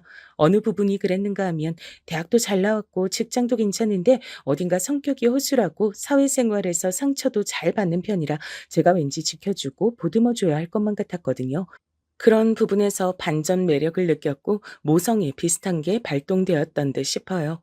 좋은 마음으로 만나다가 결혼 얘기가 나오게 됐고 남편이 자기 집안은 자기가 알아서 설득하겠다고 그랬어요. 저는 웬 설득이 필요한가 싶었는데 나중에 겪어보니까 알겠더라고요. 만만치 않은 집안이었으니까요. 하지만 제가 나쁘끄럽게도 아직 부부가 되기 전인데 임신을 하고 말았습니다. 갑자기 찾아온 생명이었고 저희 부부는 혼비백산으로 결혼 준비에 들어갔었죠. 친정 부모님께선 저에게 축복의 말씀만 해주셨지만 시댁 식구들은 거의 저를 저주하다시피 했습니다. 특히 시어머니요. 너는 뱃속 아이가 외탁하지 말고 친탁하길 바라면서 태교해라. 알았니? 네? 아이가 꼭 친탁을 해야만 하나요? 당연하지. 그럼 설마 아이가 고졸인 널 닮는 비극이라도 벌어지길 바란단 거야? 고졸 소리에 제 속이 끓어올랐죠. 열심히 살아온 제 인생이 부정당하는 것만 같았으나 전 시어머니께 그럼에도 순종하기로 했습니다. 이런 건 좀 웃긴 얘기 같지만 돌아가신 제 친할머니가 떠올랐거든요. 고모들에게 막말은 퍼부으시고 친정 엄마를 못 살게 구셨던 어렸을 적 봤던 친할머니와 시어머니가 어딘가 닮아 있었습니다. 저는 사랑에는 희생이 필요하다는 친정 엄마의 말씀을 떠올리며 제가 참는 결혼 생활을 하기 시작했어요. 건강하고 예쁜 딸이 태어났을 때도 시어머니께선 애가 엄마를 안 닮아서 다행이다라며 가슴을 쓸어내리셨고 시누이와 작당을 하며 절 험담하시는 건 기본이셨으며 제가 시댁에 가면 절 종부리듯 하셨습니다. 저는 육아부터 온갖 집안일, 심지어는 직장까지 다녀야 하는 그렇게 살아야 하는 사람이었으나 당신의 아들에겐 한없이 너그러우셨죠. 저에게 항상 우리 아들 밥 잘 차려라 말씀을 잊지 않고 하셨던 시어머니의 그때 음성이 오늘따라 선명하게 떠오르네요. 너는 애도 낳았으면서 어쩜 이렇게 빠릿빠릿하지 못하고 행동이 여태굼뜨니? 뭘 알려주면 제대로 한 번에 해내는 꼴을 본 적이 없어. 역시 가방끈이 짧으니까 매사에 생각하고 행동하는 수준도 짧은 것이겠지. 그렇다고 집안이 받쳐주기를 해 뭐를 해? 제 자존심을 짓밟아 놓는 잔소리를 들으면서도 제가 참았습니다. 그러면서 살았네요. 가정의 평화를 지키는 게 제 자존심을 챙기는 것보다 훨씬 더 중요하다고 생각을 해서 그리했습니다. 언젠가는 시댁 식구들이 절 좋아하고 반겨주고 알아주는 날이 올 거라고 믿은 것도 있었습니다. 가면 갈수록 사람이 무심해지고 시큰둥해지고 가정일에 소홀하기만 한 남편이었지만 그럼에도 제 남편이고 제 아이의 아빠란 이유로 항상 존중을 다해주었습니다. 하나부터 열까지 제가 더 많이 희생하는 나날이었지만 속으로 괜찮다고 여기면서 지냈어요. 커가는 딸의 모습을 보면서 웃는 것이 제 유일한 낙이었죠. 딸은 무척 총명한 아이였어요. 특히 말을 또박또박 잘했답니다. 희생이 미덕이란 생각만으로 결혼 생활을 참아내기 힘들 때에는 딸을 키우는 보람을 떠올렸습니다. 그것으로도 저는 만족한다고 여겼고요. 그러던 어느 날이었습니다. 딸이 유치원에서 그림을 그렸는데 너무 잘 그려서 선생님한테 칭찬을 엄청나게 받았다면서 무척 뿌듯해하는 거예요. 절 닮아서 그런지 그림엔 영 소질이 없는 것 같은 제 딸이라고 평소에 생각을 몰래 해왔기 때문에 전 바로 웃음부터 났습니다. 우리 수민이가 그림으로 그렇게나 칭찬을 받았단 말이야? 대체 무슨 그림일까? 엄마 생각엔 저번처럼 꽃을 그린다고 해놓고 지렁이를 그려온 게 아닐까 싶은데? 아니야, 엄마. 이번엔 사람을 그렸단 말이야. 이것 봐. 내가 제일로 잘 그렸다고 선생님이 다 칭찬해 주셨어. 색깔을 이렇게 여러 가지로 쓴 건 나뿐이래. 어머, 그렇구나. 진짜네? 우리 수민이가 이렇게나 알록달록하게 색깔을 쓸 줄 알았어? 대단하다. 우리 수민이 정말 멋진데? 근데 무슨 사람들을 그린 거야? 유치원 선생님들하고 친구들이야? 엄마, 딱 보면 모르겠어? 선생님도 내가 뭘 그렸는지 못 맞히던데? 어른들은 다 봐본 것 같아. 이거 우리 가족이잖아. 내가 가족 사진을 직접 그린 거란 말이야. 뭐? 이게 우리 가족 사진이었어? 아이고, 엄마가 미안해, 수민아. 엄마가 눈이 나빠서 얼른 못 알아봤나 봐. 지금이라도 잘 살펴볼게. 어디 보자. 여기 귀여운 공주님이 우리 수민이구나. 그럼 여기 옆에 꼬마 왕자님은 누구야? 그건 해피. 해피는 털이 갈색이니까 머리카락을 갈색으로 해줬어. 키우는 강아지도 가족이라고 넣어준 것도 모자라 강아지 모습이 아니라 사람 친구처럼 그려 넣어준 딸의 마음이 예쁘게 느껴졌어요. 이게 바로 순수한 아이의 동심이구나 싶었습니다. 아이의 눈으론 제 남편도 아주 근사하게 보이는 것인지 실제보다 왠지 모르게 풍채가 좋아 보여서 제가 피식 웃었습니다. 남편의 옆에 그려진 여자, 그게 바로 뻔히 저였죠. 우리 수민이가 엄마를 이렇게 이쁘게 그려줬어? 역시 우리 수민이가 최고야. 엄마 너무 행복하다. 그럼 엄마 옆에 있는 이 사람은 누구야? 이모야? 아님 고모야? 꽃집 엄마잖아. 엄마는 그것도 못 알아봐? 음, 꽃집 엄마라니? 그게 누군데? 꽃집에서 일하시는 분인가? 엄만 진짜 바보야. 내가 지금 엄마 말고 꽃집 엄마 얘기하는 거잖아. 나한테는 엄마가 두 명이니까. 엄마가 두 명이라니. 우리 수민이가 유치원에서 재밌는 농담을 배워왔네. 수민아, 세상에 엄만 한 명뿐이야. 다른 사람을 두고 엄마라고 부르면 안 되는 거야. 꽃집 이모, 꽃집 아주머니 이렇게 불러야지. 아닌데. 나는 엄마가 두 명이니까 꽃집 엄마한테 엄마라고 하는 거야. 난 맞게 말을 했는데. 엄마, 왜 나를 혼내? 엄마 미워. 딸이 토라졌는지 입술을 삐죽 내미는 순간 저는 갑자기 등줄기에 소름이 쫙 돋아났습니다. 딸이 농담이나 잘못된 정보를 말하는 것이 아니라 진심으로 있는 사실 그대로를 말하고 있을지도 모른다는 생각이 불현듯 들고 말았던 것입니다. 저는 토라진 딸을 달래면서 차분하게 물어보기로 했어요. 수민아, 엄마가 몰라서 이러는 거야. 우리 수민이 혼내려고 그런 게 아니니까 기분 풀까? 어? 우리 착한 수민이가 기분 풀고 꽃집 엄마 얘기 좀 해주라. 엄마가 이렇게 부탁 좀 할게.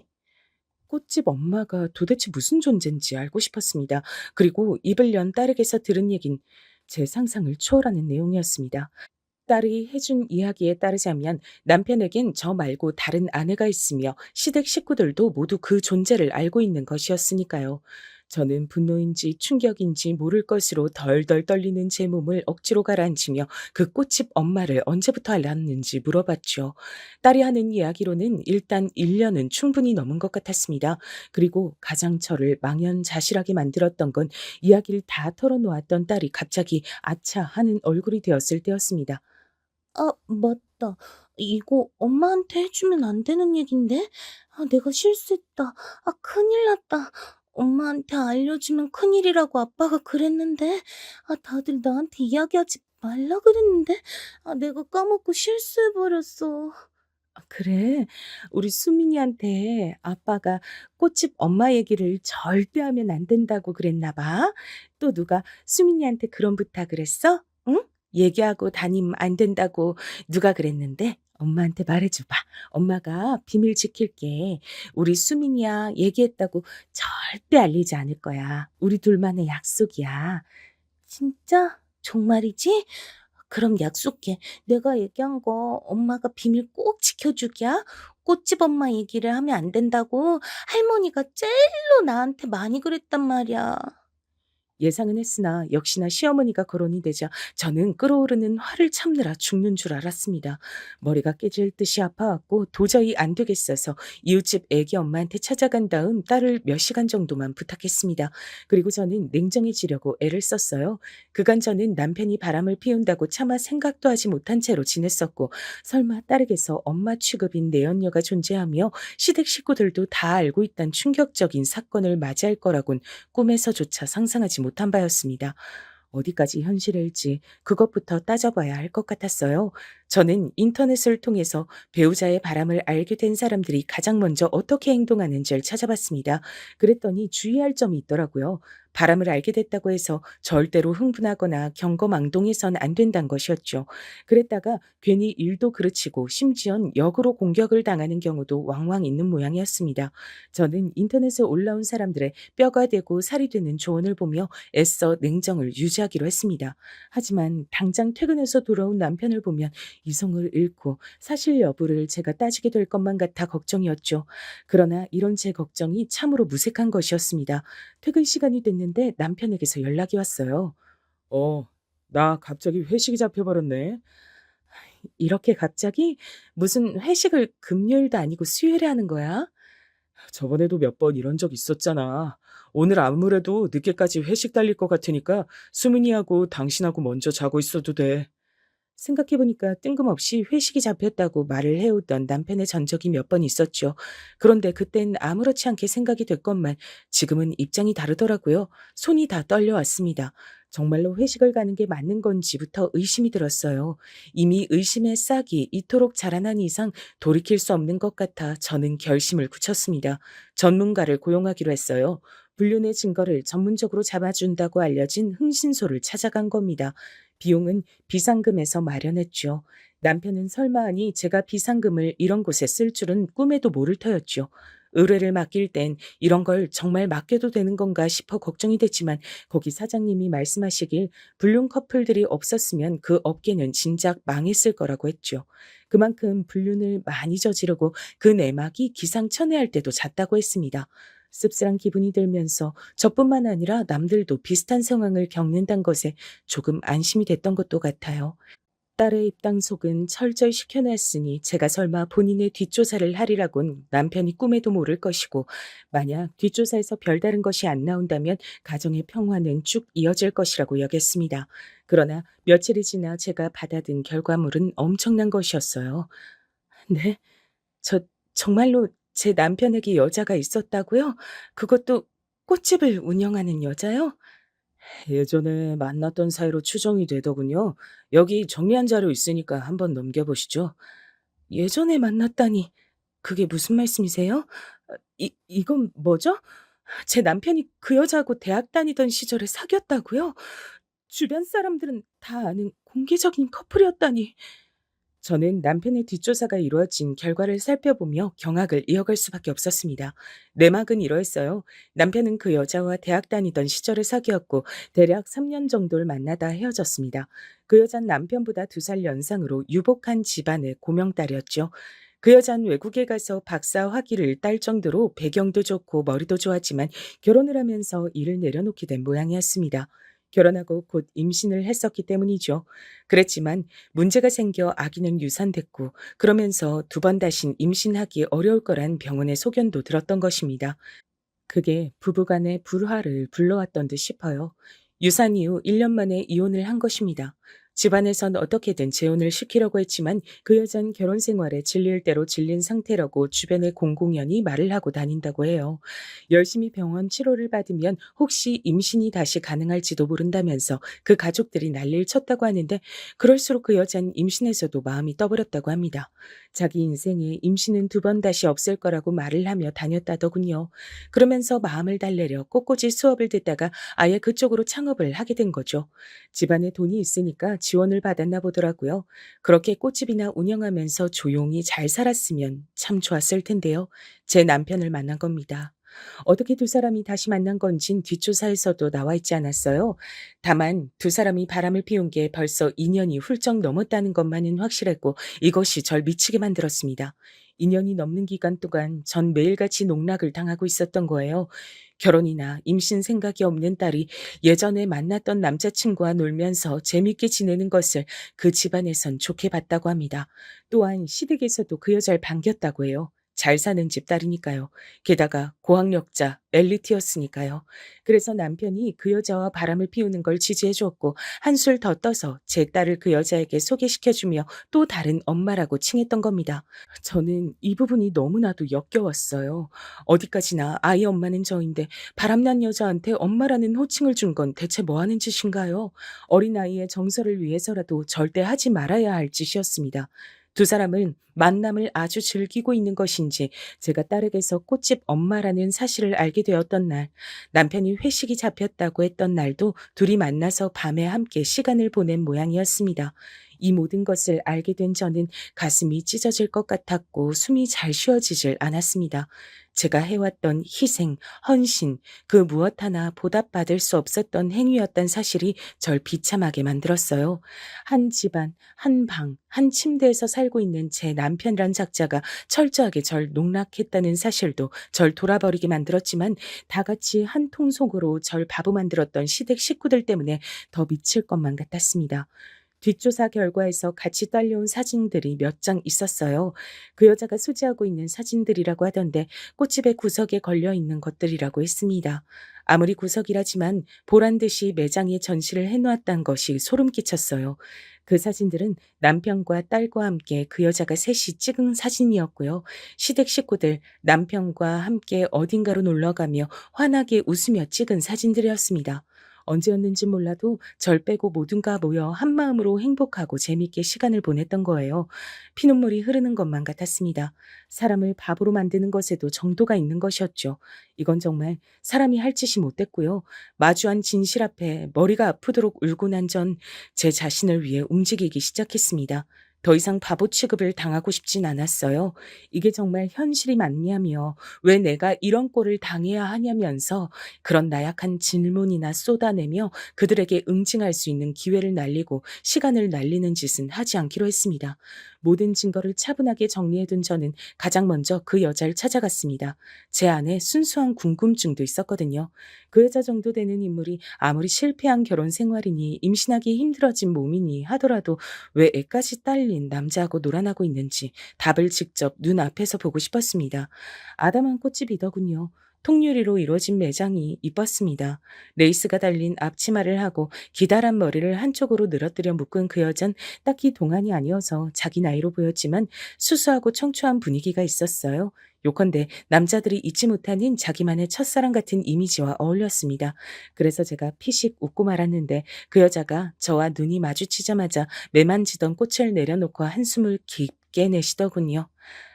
제가 누군지 아시는가 보네요. 네, 알고 있어요. 이쪽으로 와서 앉으세요. 커피 한 잔 드릴게요. 커피는 됐고요. 얘기나 좀 해주세요. 절 어떻게 아시는지 그 얘기부터 시작하시면 되겠네요. 그 여자를 보면 당장 뺨이라도 내려칠까봐 걱정했는데 막상 마주하니까 머리가 오히려 차갑게 식더라고요. 제 소중한 딸이 이 여자를 또 다른 엄마라고 여기며 그렇게 불러왔을 생각을 하니까 너무나도 기가 막혀서 그랬던 것일지도 모르겠습니다. 그 여잔 제 앞에서 무척이나 태연하게 제 남편과 만남을 이어온 얘기를 꺼냈어요. 그러면서 말을 하더라고요. 제 남편이나 시댁 식구들은 본인들이 입을 열지 않는 한 비밀이 영원할 거라고 여겼지만 자긴 그렇게 생각 안 했다고요. 분명 멀지 않은 때에 이런 순간이 올 거라고 예상을 했다고요. 그런 소리를 하면서 덧붙이길 제 남편을 진심으로 사랑한다 그랬습니다.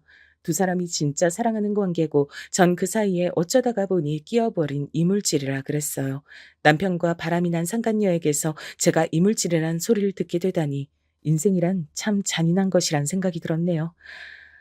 그런 저 같은 이물질을 왜 그 사람들이 여태까지 그냥 뒀을까요? 진작에 저 같은 이물질을 치워버렸으면 될 일인데요. 그 이유가 그쪽은 뭐라고 생각하시나요? 궁금했던 점을 한번 물어봤습니다.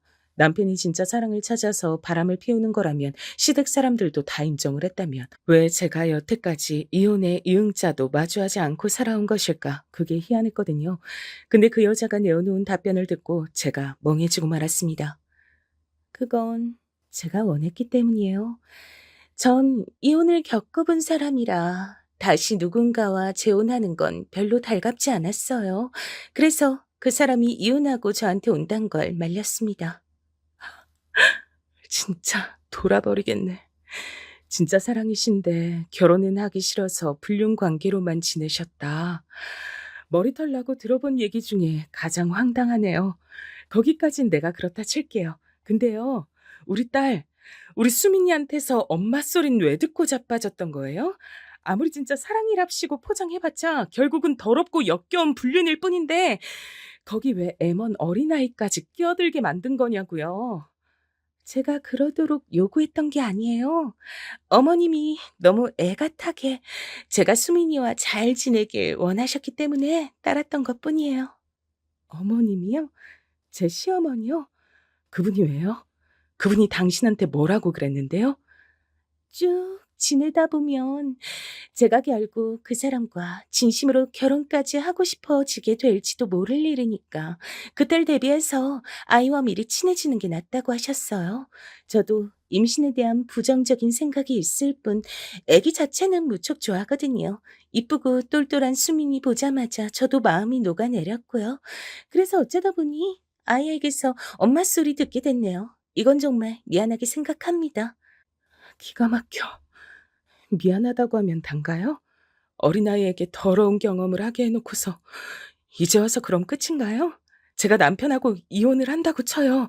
그쪽 때문에 제가 이혼을 한다고 치더라도 그게 아이와 무슨 상관이 있어요? 아이는 제가 키울 건데? 그건 본인의 생각일 뿐이잖아요. 그 사람도 그 사람 가족들도 전혀 그렇게 생각 안 합니다. 그리고 솔직히 저도 제가 아이를 다시 가질 거란 생각이 안 들기 때문에 이왕이면 수민이에게 욕심이 나는 것도 사실입니다. 이런 미친년을 봤나. 왜 집안 좋고 머리 좋은 여자가 처자식 있는 유부남하고 묻어먹는가 싶었는데 제정신이 아니라서 그랬구나. 이제야 명료해지네. 당신 두 번 다신 우리 수민이 근처에도 가지 마. 수민이 내 딸이야. 그 역겨운 불륜놀이에 감히 끼워도 될 존재가 아니야. 뭐 마음대로 생각하세요. 이미 모든 일은 벌어진 뒤니까요. 태어나기 짝이 없는 그 여자의 태도를 보며 정신적으로 문제가 많은 사람이란 생각이 들었습니다. 구제의 여지도 없겠더라고요. 마음을 단호하게 잡는 것에 아주 큰 도움이 됐죠. 저는 그 여자의 얼굴에 가운데 손가락을 날린 후 매장 앞에 침을 뱉고 떠났어요. 마지막에 당황한 그 얼굴을 보니까 그나마 기분이 좀 낫더라고요. 그날 저녁 남편이 화가 난 얼굴로 집에 왔습니다. 당신 희연이 가게 찾아갔었어? 가서 뭐라고 한 거야? 뭐라고 했길래 희연이가 상처를 받아서 우는 소리를 내? 잠깐, 수민이 어디 갔어? 안 보이네? 딸이 안 보이는 것보다 상간녀의 아니가 먼저인가 봐. 역시 자식까지 두고서 바람 피우는 미친놈의 사고해론 정상이 아니구나. 그게 아니라 암튼 수민이 어딨어?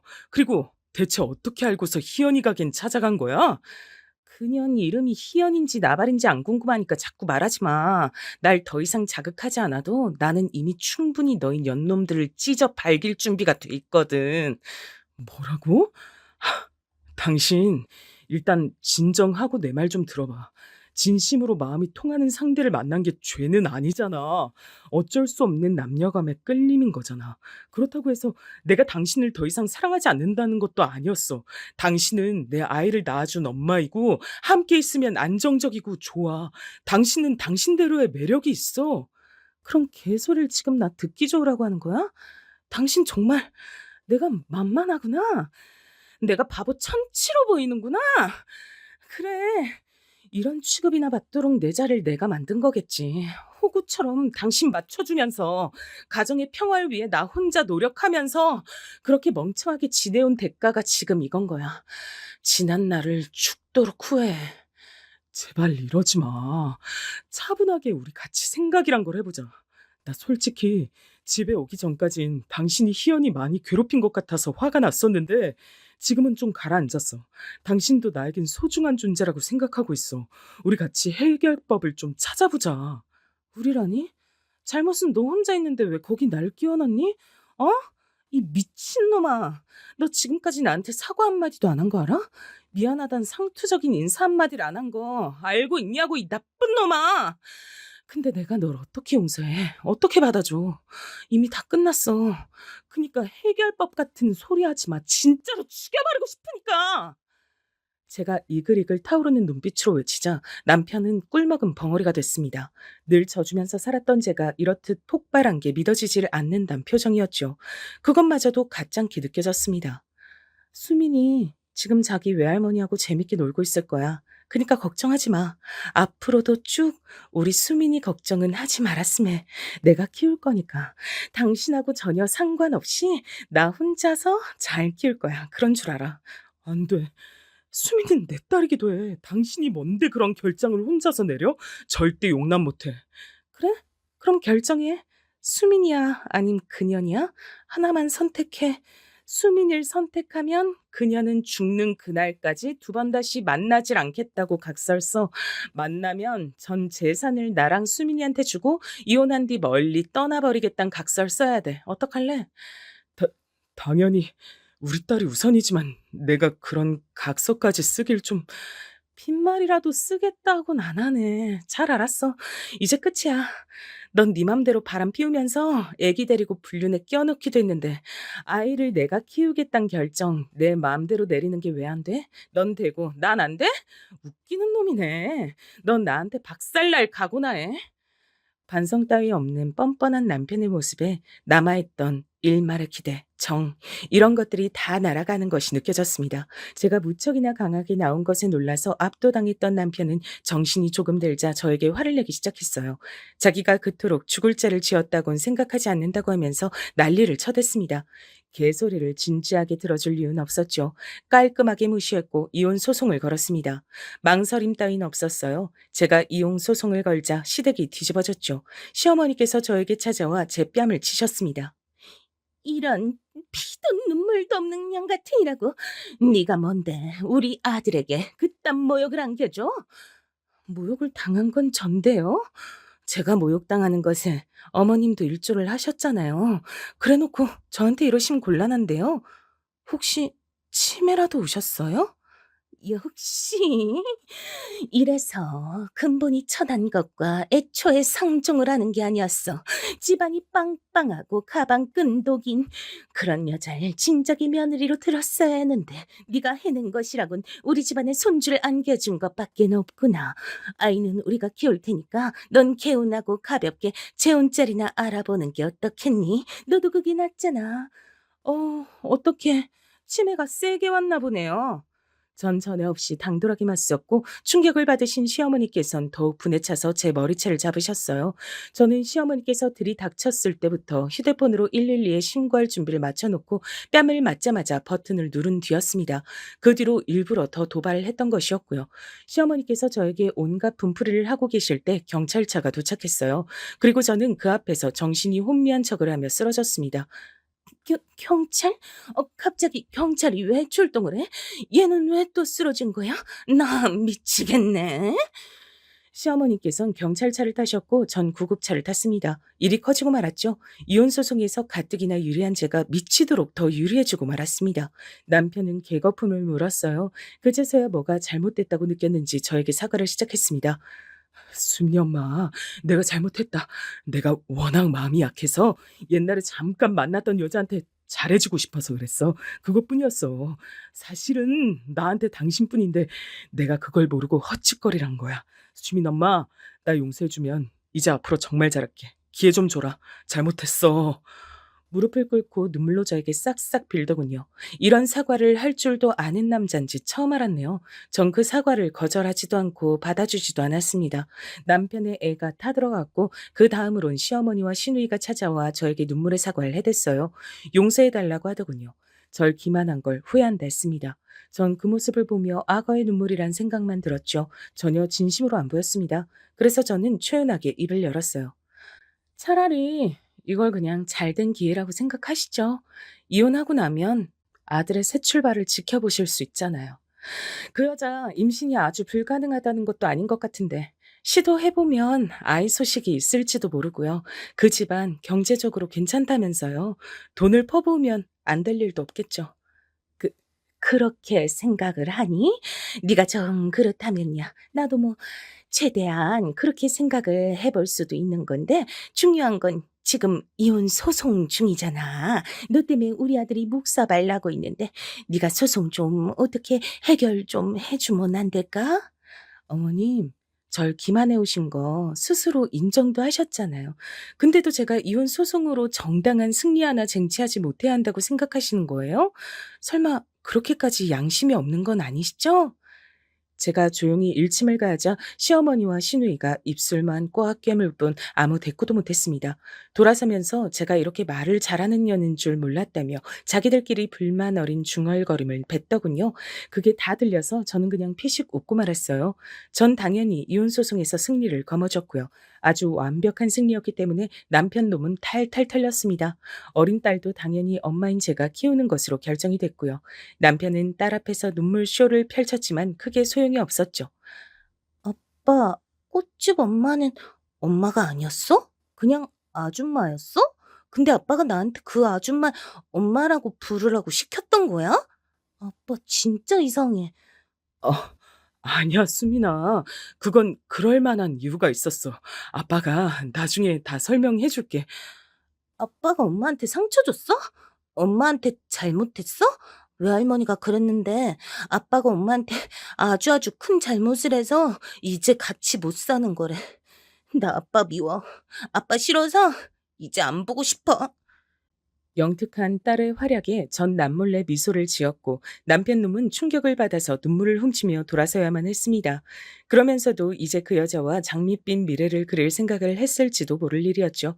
하지만 그런 미래 따위 제가 선사해 줄 생각이 없었습니다. 전 그 여자의 꽃집에 찾아갔을 때 성능 좋은 녹음기를 숨겨간 바였어요. 그리고 녹음 파일을 그 여자의 모든 지인들에게 돌렸습니다. 흥신소에게 맡긴 마지막 의뢰였죠. 또한 꽃집이 있는 지역 커뮤니티에 이 저질스러운 불륜의 내막도 다 퍼뜨렸습니다. 가장 관건이었던 건 그 여자의 전 남편에게도 이 사실을 알린 거였죠. 녹음 파일도 보냈고요.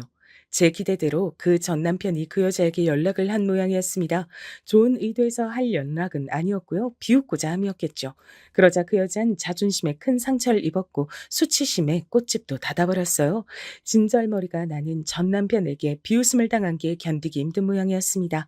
그리고 저는 이제는 전 남편이 된 놈의 직장에 일부러 이혼 결정 관련 서류를 보냈습니다. 이혼 소문이 직장에 쫙 퍼지게 됐고요. 직장의 사내 커뮤니티에도 전 남편 놈의 불륜 일화들을 쫙 올려서 퍼뜨렸어요. 전 남편 놈은 도망치듯 퇴사를 해야만 했습니다. 본인들이 세기의 사랑이라도 하는 것처럼 착각했던 연놈들은 상황이 그렇게 되자 본인들의 힘든 것에만 초점을 맞췄고 서로가 더 힘들다고 주장하며 서로를 원망하다가 헤어졌더라고요. 우습게도 겨우 그 정도 사랑이었던 겁니다. 저는 친정이 있지 않고 다른 곳에 집을 얻어 딸과 새로운 일상을 시작했어요. 친정과 멀지 않은 동네였고요. 갑자기 이사를 가게 되어서 딸에게도 미안했는데 새로운 유치원에서 적응을 잘하며 발랄하게 지내는 딸의 모습에 곧 안심을 하게 됐답니다. 전 남편 놈은 미치게 후회를 한다면서 울고불고 난리를 쳤었지만 저도 그렇고 저희 친정 식구들도 아무도 상대를 안 해줬어요. 그쪽엔 이제 일말의 정 같은 것도 안 남아 있었으니까요. 전 시어머니께서 깊은 상심으로 결국 쓰러지셨다는 후문이 들려왔을 때도 별로 안타깝지도 않더라고요. 자업자득이란 생각만 들었네요. 전 딸과 행복한 일상을 이어가다가 좋은 인연을 만나게 됐어요. 재혼 생각은 크게 없었고 그 생각은 변하지 않았기에 정식으로 부부가 되진 않았고요. 다만 좋은 감정으로 오랜 세월을 만나고 있답니다. 그 사람은 결혼 생활에서 일찍이 사별을 겪은 뒤 재혼을 생각하지 않고 살았던 경우였기에 저와 어느 정도 마음이 통했던 거예요. 정말 매너가 좋고 성품이 따뜻한 사람입니다. 딸한테도 정말 잘해줘요. 딸이 사춘기 때 저하고 많이 싸우기도 해서 제가 그때 많이 힘들었는데요. 그 시기에 저도 어쩌지 못했던 딸의 마음을 알아주고 보듬어 준 사람이기도 하답니다. 정말 편안한 인연이에요. 이렇듯 잘 지내고 있는 일상의 옛 과거에 그런 일들이 있었단 게 믿어지지 않을 정도랍니다. 저는 딸과 무척 행복하게 지내고 있으니까요. 제 이야기 들어주신 여러분들의 일상에도 크고 작은 행복들이 잔뜩 내려앉길 바라겠습니다.